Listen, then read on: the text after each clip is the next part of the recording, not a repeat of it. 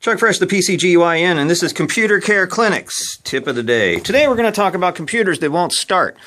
Sometimes you'll get a power surge or a brownout or something stupid will happen and your computer just will refuse to start. You've tried everything, plugging it in and replacing the battery, and it still, for some reason, won't come up.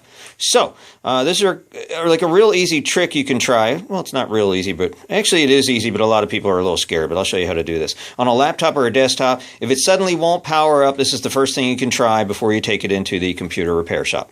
All right, on a laptop computer, there's a couple different ways to get into them. Of course, the Macs are all unibody. They're a real pain in the butt. You got to take the whole back off. Some of these older ones, and some of the newer ones too, have something designated by memory or a picture of a memory chip, which is kind of a rectangular thing with little serrated edges. You pop that baby up with a little screwdriver, and this is your memory chip here. These are your memory cards. So what you want to do is, it's got two little clips on the side. Kind of pull these back. This is a laptop, obviously. We'll show you the desktop. And then pull it out. This one only has space for one. Actually, this one has one under the keyboard, too. So to do this correctly, I have to take it apart and pull the keyboard out, too. Hopefully, yours isn't that complicated. I know most of the Toshibas and the Dell consumer units have two slots, one here and one facing here. Just take them both out, touching on something metal, and that should dissipate the short.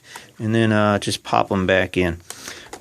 And then screw your case back on, and you want to do this while the battery is out of the unit, so there's no charge going through it, and make sure she's unplugged also.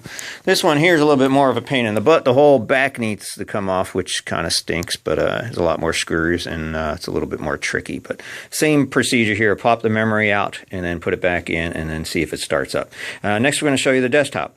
All right, this is your standard HP desktop. We see a lot of these come in for some reason with those power issues or the RAM. So you just unscrew this little guy on the back. Some of them have little clips you have to push. This one, fortunately, is one big thumb screw.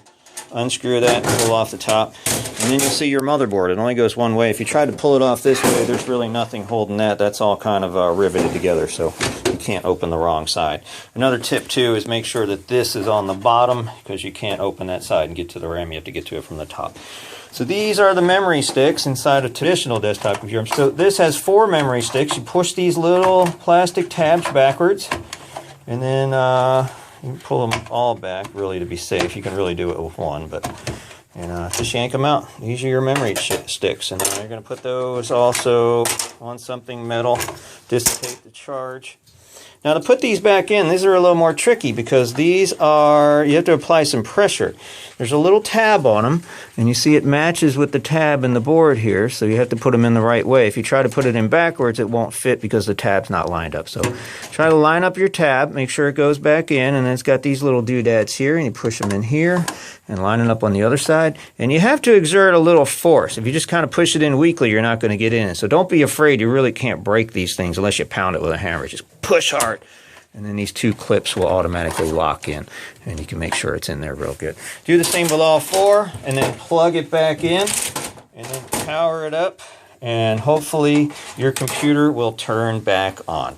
So that's a real easy way to, if you have a power surge or something, your computer just won't turn on, you may see an indication on your monitor. We get a lot of calls about this. If you're turning your computer on and your monitor's saying there's no display or no signal coming up, this is what's going on. So you'll see something like this on your monitor even when you turn your computer on, and you try to turn the power on, you'll just see that no signal indication, and it will drive you completely wacky. So it's not your monitor. The first thing people are inclined to do is switch out their monitor, but I can tell you that it's not your monitor. You'll always see a yellow light or no signal or something. Well, you know what I'm talking about. It'll say no signal, can't find a computer, so something like that. And then it'll go back into power save, and your button will turn orange or whatever it does. So that's it. So if you got a minimal short, try that out first if your computer won't turn on. If not, you're going to need a little bit more advanced help. My name's Chuck Fresh, the PCGYN. This is Computer Care Clinic's tip of the day.